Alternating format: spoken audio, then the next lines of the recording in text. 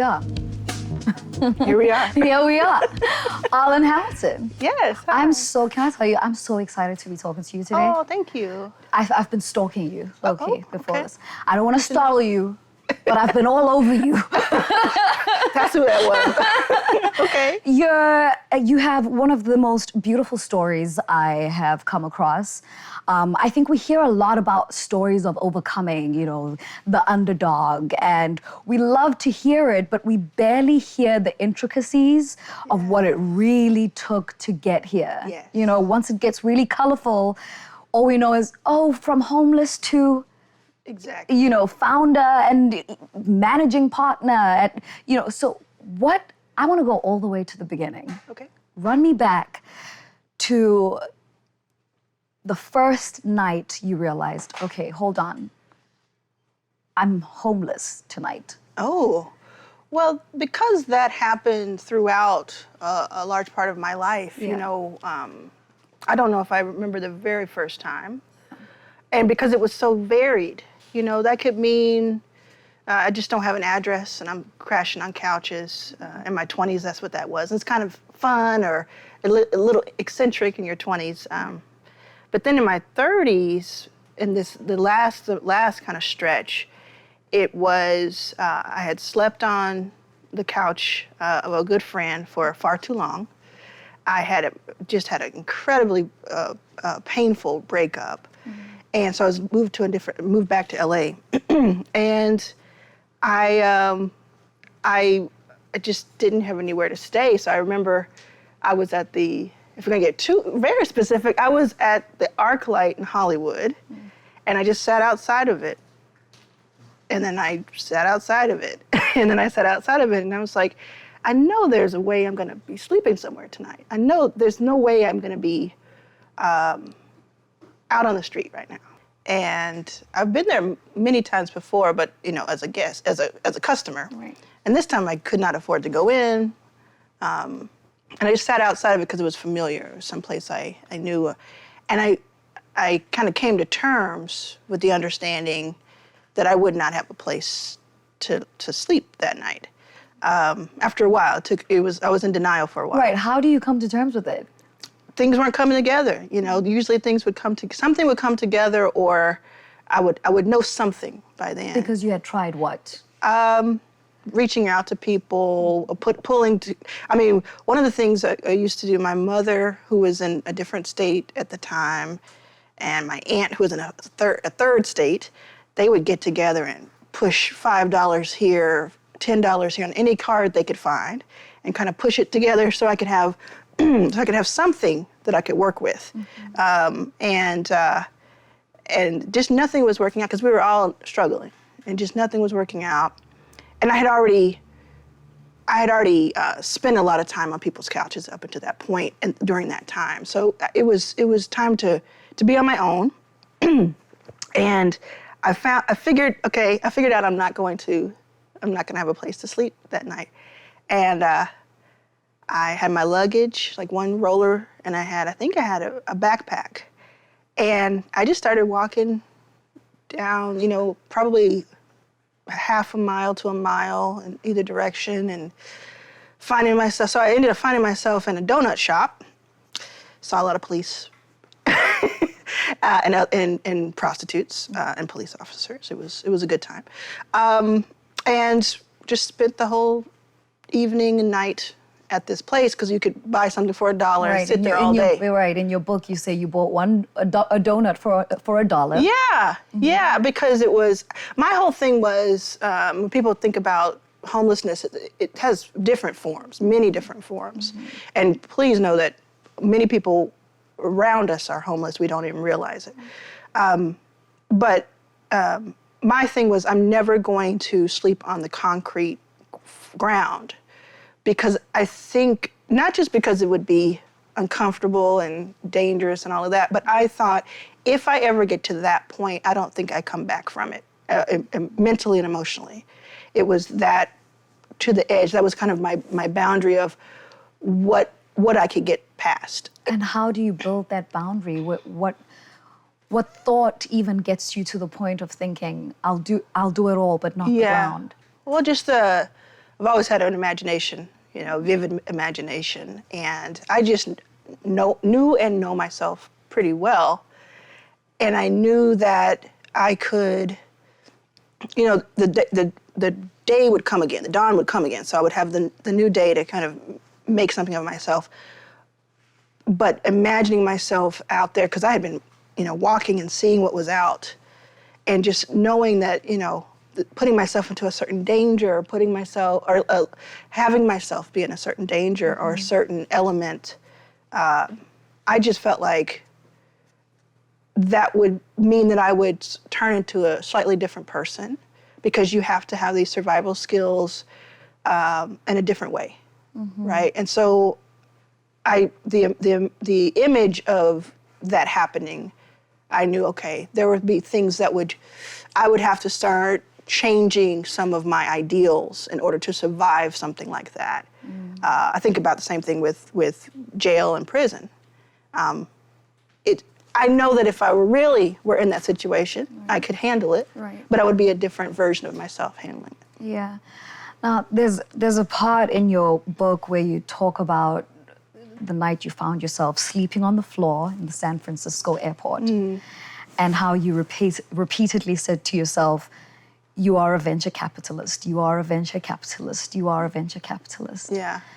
In that moment you're saying those words, do you believe them, or are they an escape of sorts to you? Yeah, I wasn't being delusional, and I wasn't trying to pretend I was something that I wasn't. What I was saying was, I was being in order to become. Like I was stepping into what I knew my destiny was, if that makes sense. Like I was saying, you know, your circumstances, everything around you, your circumstances are separate from who you are. And in that moment and at that time, what I wanted to be was a venture capitalist catalyzing other people. And it's almost like, you know, Beyonce says she turns into Sasha Fierce to go on stage. It's a part of her. It's not something she's pretending to be. She's not putting a costume on. She's just kind of settling in and grounding herself in that. I can totally understand that, because, you know, I was born and raised in South Africa, and there's something about that living in the world you're going to live in before you get there, and asserting that for yourself. So you talk about the donut story, how you bought a $1 donut to make sure you could stay in this donut store for the night. Then you also talk about taking the stems off of grapes to be able to afford buying the actual grapes. There's a duality in living in that poverty, right? Where you want to be one thing, but you're experiencing another. How do you come to terms with that duality? I almost think about it as the times where I go back home and I visit South Africa, my grandmother. I have to shrink in that space and become something different. And then you get into rooms where you're talking to people with lots of money. How do you come to terms with that duality? How do you balance it? For me personally, I feel exactly the same in both rooms. Exactly the same.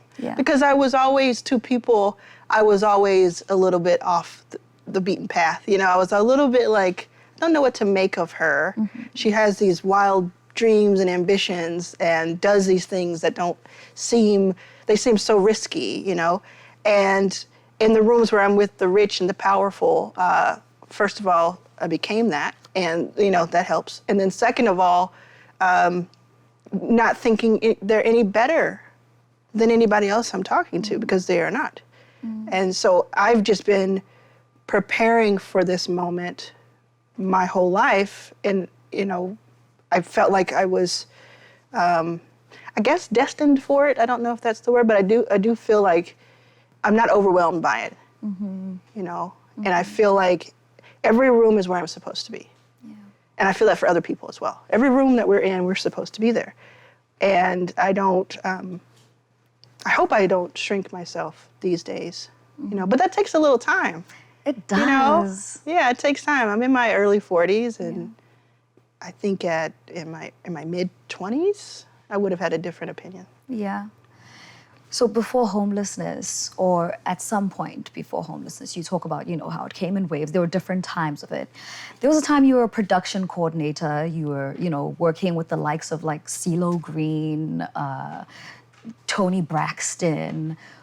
What is the contrast in that life? Who were you then that you are not today?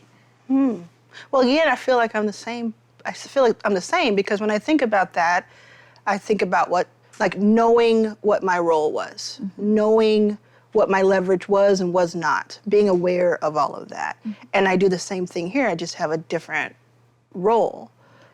What would you say is the difference then? Because, there's an arc in your story where we all go through those different pockets of ourselves, right? Yeah.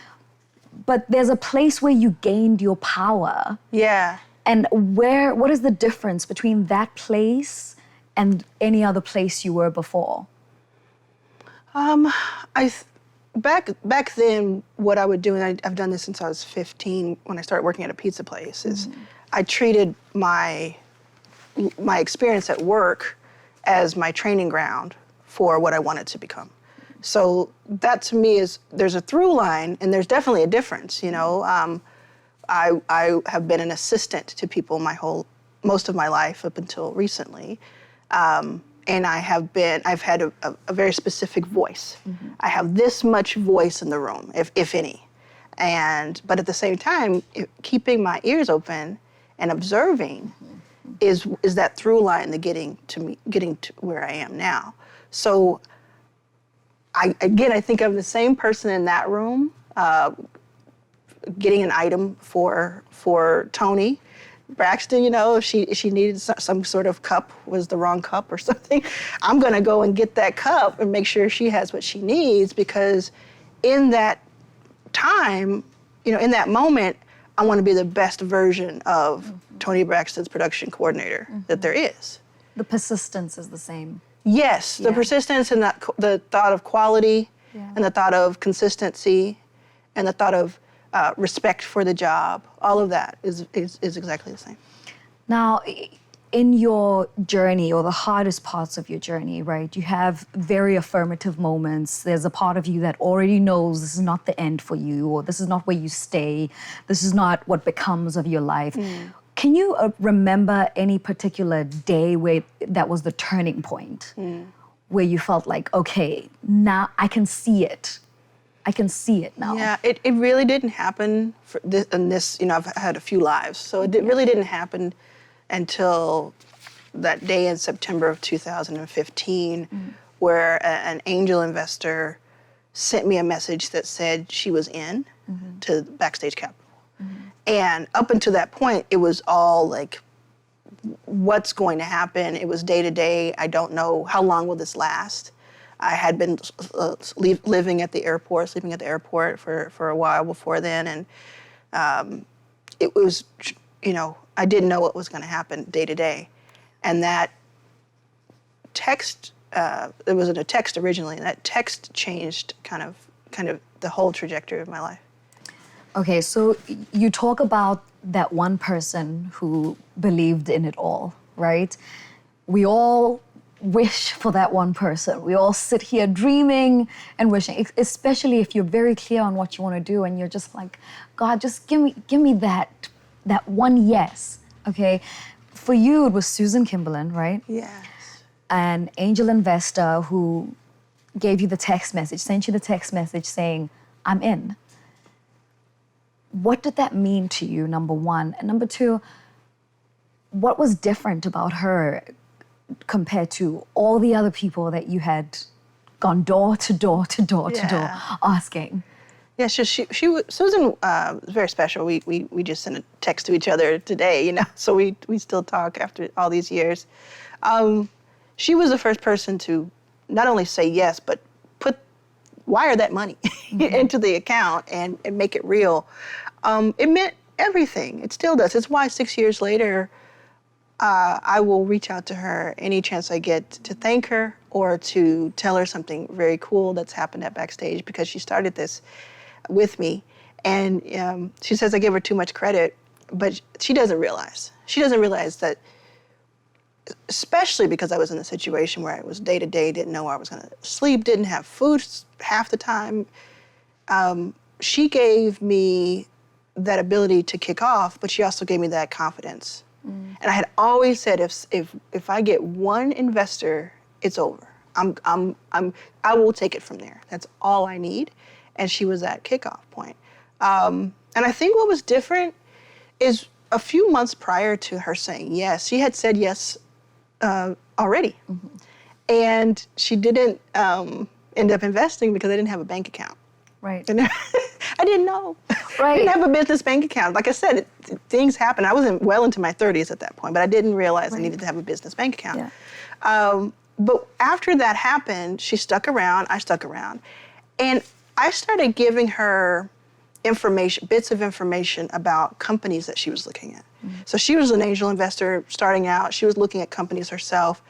And because I had been training myself for years at this point to analyze companies, to understand companies, to source them, and start startups, I was able to give her information that she didn't have and insights that she didn't have. That's what I call being money, right? Didn't have it, so I became it. So even with all the money in her bank account, she didn't have certain insights that I would have about the companies or her thesis or things like that, and I became very valuable to her. So when it came time for her to make this final decision, it was easier for her to do. You had no bank account, we talk about that, right? You're approaching all these investors and you're like, hey, come on. You don't have a bank account. Well, I had a bank account. Okay, not a business account. It was my mom's. Okay. Same. I was like, I thought I was so, you couldn't tell me anything. I was just like, okay, here's the routing number. Right. Let's get this party started. Right. No. Okay, so you're in this like cutthroat business with no bank account, your mom's bank account. You had one, your mom's, okay. You didn't go to college either, right? No. And you're in this race with people who are in leagues competing which school they went to and who went to this Ivy League and who went to this blah, blah, blah. How do you take what you have or the lack thereof and make it match what is needed to make it in that space? Yeah, well, I broke down what that was. Yeah. If someone went to college, for instance, they had education, but they also had a built-in network that they were able to start fostering. And that was what really was driving Silicon Valley and the world beyond that I was trying to break into. So I said, well, how can I mimic what they have? You know, I did, at the time, I didn't go to college. I was accepted to college. I was, a gifted student, all of that, but my family was at home struggling and I didn't want to leave them behind at the time, right? So I knew I could go toe-to-toe with these people who had been at these colleges. Yes. Any day of the week, put me next to them. Come on. But I was saying, what else do they have that maybe I don't have? Maybe experiences that they've had that I haven't. But let me see if I can find a way to not mimic it, but to be on par and beyond. And so what I soon found out was trying to be on par with them was setting low expectations for myself and low milestones. Because, just like money doesn't buy class, class, I guess, doesn't buy wisdom and insights. It buys an education. And so when you're in these schools, and today, I should mention my mother and I have scholarships to colleges, so we value education. When you're in these schools, it's about more than just, trying to make a good grade. It's about more than just that. It's about crafting the person you're going to become, in any environment, in the education environment. What was the biggest gap? You talk about you try to do so many things to be on par. What were some of those things? What are the gaps where you're like, oh God, I guess I have to wake up and do what? Yeah, one of them was just like the sheer access and network. When I speak about this, I'm talking about MIT, Stanford, Harvard, Princeton, et cetera, that a lot of these people I was going toe-to-toe with would have come out of. So a lot of it was network from those schools and also from maybe their families in a lot of cases, not every case, but sometimes their families. And I remember there was this guy, he was a white guy, he was younger than I was at the time, I mean, always, he was younger than I was. And he had made a lot of press because he had built a $5 million fund from scratch, and they were calling him like the hustler, he had so much grit and determination. And so I was like, oh, that's me. Okay, well, I should learn about him. We should talk. So I researched this guy, and it turns out that 14 of his dad's friends had written checks to him.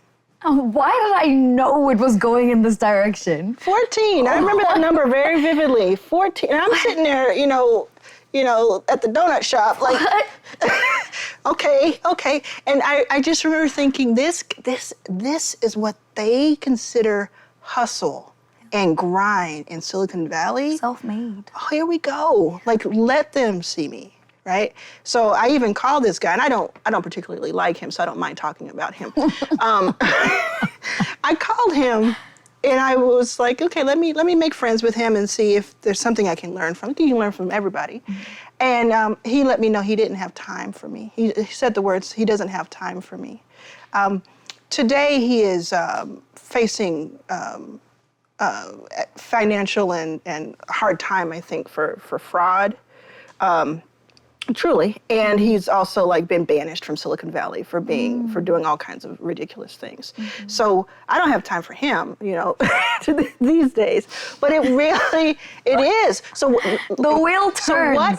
So what if mm-hmm. I had said he has more education than I have, like traditional education than I have. He has more money. He has more connections and resources. I don't stand a chance. I'm just going to bow out. What if I'd done that? Would not be here, certainly. And, you know, what made you not? What made me not? What made you not? I mean, you could have easily, a long time ago, been like, I'm way out of my league. What makes you not? He didn't, and most people just don't intimidate me. Like, I just knew that what I was building was right. I knew it needed to exist, and I knew that I had a certain lived experience and my access wasn't this rich person or that rich person. My access was like, I'm looking at this, right? My access was like these founders building amazing things who were themselves being overlooked and discounted. And I started doing all this beautiful mind math in my head and saying, man, if like one of us is gonna have a hard time out here, but what if we get everybody together and we build something that the world has never seen and Silicon Valley has never seen, then we are, even though we're David versus Goliath, we're on the board. And all I need is a little bit of time and my own conviction, and you know, the rest will be history. Now, I didn't know how long this was gonna take. I didn't know what it would take to get people convinced, and I didn't know the exact path. But I knew that I needed to exist. Right, so you just pointed at this, and yes. I was telling you earlier on, I was on your Twitter during my stalking. Yes. We'll talk about that later. We'll talk about that later. But I see so many people tweeting you in gratitude and just like thanking Backstage Capital for everything that you've done for them. And, you know, so you talk about people like this guy who had 14 friends and family backing them from the beginning. And in your book, you reference how you realized that was the trend. That's where everybody started, right? Yeah. And in turn, you started becoming that initial friends and family list for other people. That's right. Tell me how you even come to that decision. You say, I realize this is what other people needed, and I want to be it. How? What is the day? What is the brainstorm session? I want all the deeds, all the tea. Yeah, a lot of it was just ear and just, early stages. But I experienced this. I experienced that I was finding my way into the right phone calls and the right emails because of sheer determination. But once I got there, the people in those rooms, the people on the other side of that call were not even, they weren't well equipped themselves to understand me or the people that I was looking to back. And so I said, well, we can't skip steps here, because what I was originally thinking was, we'll skip a step in, as long as these investors, these white male investors, if they only knew about all this deal flow, if they only knew about this potential, of course they would throw money at it. And I realized that's not reality because I had these conversations. So I said, let's go back a step and let's get ourselves on the board. And if what it takes, you take the combined tenacity, grit, talent, moonshot thinking, vision of these founders that I was working with, and you take, okay, what's the, I guess, minimal viable product, right? What's the thing that will get them the next major step? Maybe it's not $1 million, but could it be 25,000? And usually what would happen is you'd go around and ask your friends and family for $25,000. And I just didn't have that lived experience. Where? I didn't have that lived experience. So I said, well, I'll go around asking for the money to hand and invest into the companies. Because if we left out Backstage as the middle person, this person on the line with me is not getting me. I know they're not going to get the next person. So it was just a strategic measure that I think was needed, and we now know was needed, and it has turned into so much more from that. But it was like it did, most of this stems from, I see a place where something doesn't exist, and I want to create it. That gap of opportunity. Yeah, it doesn't exist. Okay, why not? Let's study that. Okay, this is what has been tried before. This is what has worked. This is what has not worked. And this is what I'm willing to do. Yeah. So why not? I know some people who are watching might wonder, oh, okay, well, I mean, you have all this information. Where'd you get all this information from? You were going to libraries even while you were homeless, right? Yeah. And reading books. I mean, I think I've seen in my life maybe one person where I'm like, oh, this is a homeless person reading a book, and people sometimes, we forget that even a person without has a yearning. Sure, and like I said before, people who are homeless, it's not just the one image that we know. Yeah. There are a lot of people who live out of their cars. Yeah. There are a lot of people who live out of a hotel or live out of their bouncing around friend to friend. And these are learned people already that circumstances have taken over. So it's not like they forgot how to read. There are several cases, of course, of people who are illiterate, but being illiterate doesn't, like you just said, doesn't stop you from wanting to yearn for education. Right. So I was in the place where I could certainly read, and there were libraries there for a reason. I also would walk into bookstores and just, they have those little couches and those little chairs for a reason, so I would be there. I don't think they wanted me there that long in the day, but I wasn't about to go and buy something that could be used for food, so I would sit there and I'd read as much as I could. As we speak, Backstage Capital has raised probably over $15 million. Yeah, more than that. Invested in over 170, maybe over 200. Yeah, getting close to the 200. Yeah. And your 6-year anniversary was what, 2 days ago? Yeah, it happened very recently. Yeah, you're in that 6-year mark. How does it feel? How do you take it in? It's very bifurcated. Half of it is, what? Like how, where am I? What am I doing? And the other half is, this is where I was meant to be. This feels exactly like home. In fact, in some ways, the first 35 years of my life feel more foreign to me, not because they're distant and they're not me, but because I was yearning for this for that long. This is where I get to have my voice heard today in a way that I have wanted since I was probably 5 years old. Yeah. Well, 35 years is a long time to yearn for something. Yes. Right? 35 years is a long time to live, especially in as much hardship as you experienced. We spoke briefly about some of the disappointments you've experienced along the journey.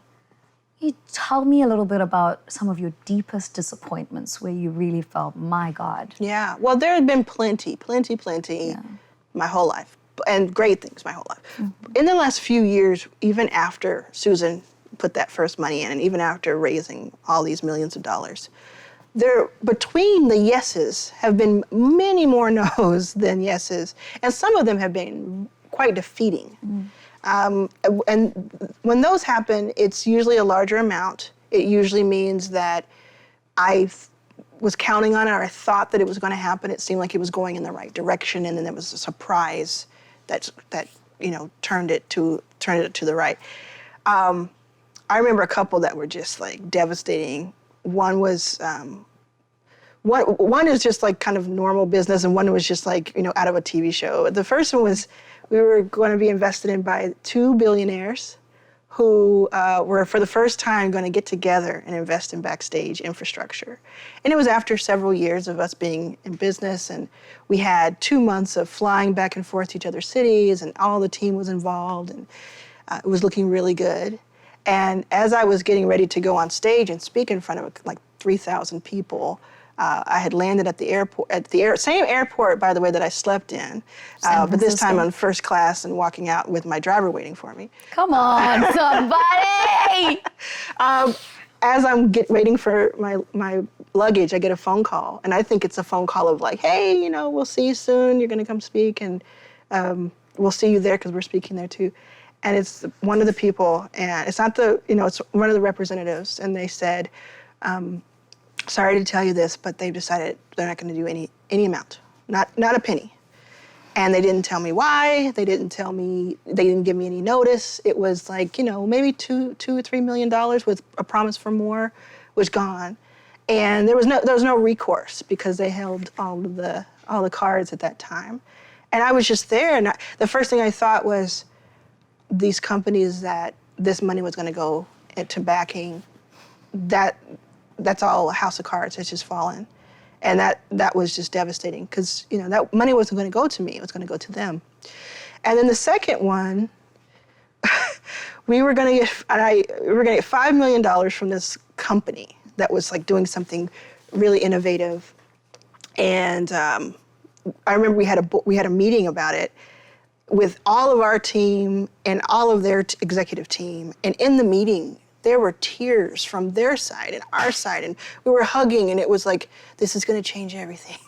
And I mean, there's these grown men who were just weeping because they were so excited about this new initiative, and it was going to be more than $5 million just to start. And at the time, that was even more impactful for us than it even would be today.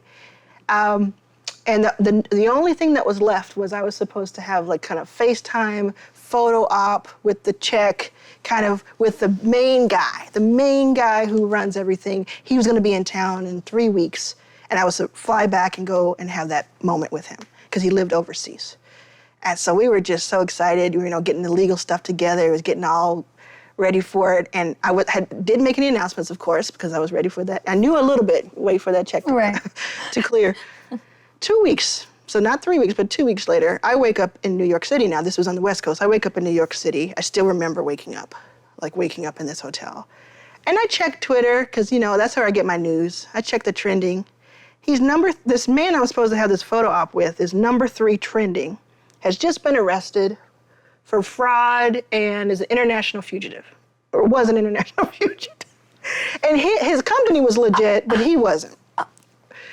And so, being me, I call up the executives, and I say, so we still good? So I know he's trending and stuff, good, and right? I know he's cuffed right now, but... Yeah, and I knew, of course, as soon as you couldn't have scripted it better, or worse. And so I called him, and the guy, I could just hear, I knew he had no blood in his face, right? I could just hear this executive who's like one of his right hand, and he's like, there's a lot that we're figuring out right now, so I have to go. And I'm like, okay. And I never talked to them again. I've never talked to them again. It's just gone on. Now this person is well known, and there's a news story about it, about him. I say his name. Y'all can cut it out if you want, but it's Carlos Ghosn, who escaped in a freight, like he escaped prison overseas to go to a different country where he lives, and I think he's still on the run. So we didn't get a photo op, in case you're wondering. Okay, no, 'cause I was really curious if that picture happened. No, of course. Incredible, right? So, although I certainly find the humor in it, because I like that kind of thing. If I were observing it, I would think it was hilarious. At the time, that was going to be our infrastructure capital. That was going to set us up for years, because it was going to lead to more, and we're going to be under the arm of this and that, and innovate. We're going to start an innovation lab at their company, and I don't talk about it too much, because it's just so, like, what do you do? What do you do that day? Calling my team and saying, yeah, that dude that we're supposed to meet in a week, he's arrested, and like they're holding all of his assets, and so it's over. People think I'm kidding. They think, because I'm a joker, right? They think I was like making something up. Right. It's like, no, I'm not that good.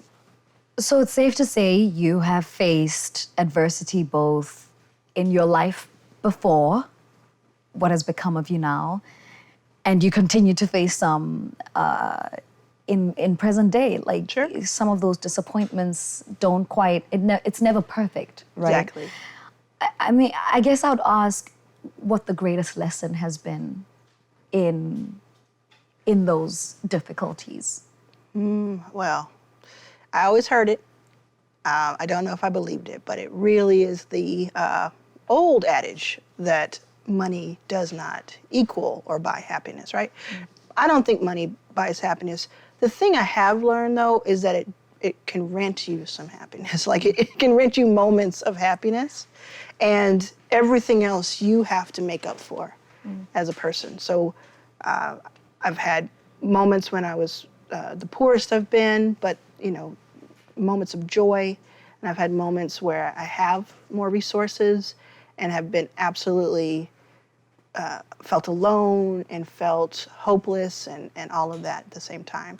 So going back to that core of who you are, what you believe in, and what you're willing to do to get what you want. I love that. We're here today on this purple couch, your favorite. You mean my purple couch? Your purple Yes. couch. Our purple couches that we're taking home. Yes. It's ours. Courtesy of the Assemble team. Yes. What has been the joy of you working with this team? How did you get involved with Assemble? Yeah, I was introduced to Assemble by another founder, and that happens a lot now, right? And I just love the premise of what they were going to be doing, what they were working on, everything behind it, like having these in-depth conversations and really get into how, why, where, and when. And I knew immediately that there was something missing there. You said that there's gaps of opportunity, right? There was something missing in market that was not speaking, we weren't being spoken to, we can be whatever that means to you, weren't being spoken to directly. We were an afterthought. We were in the peripheral.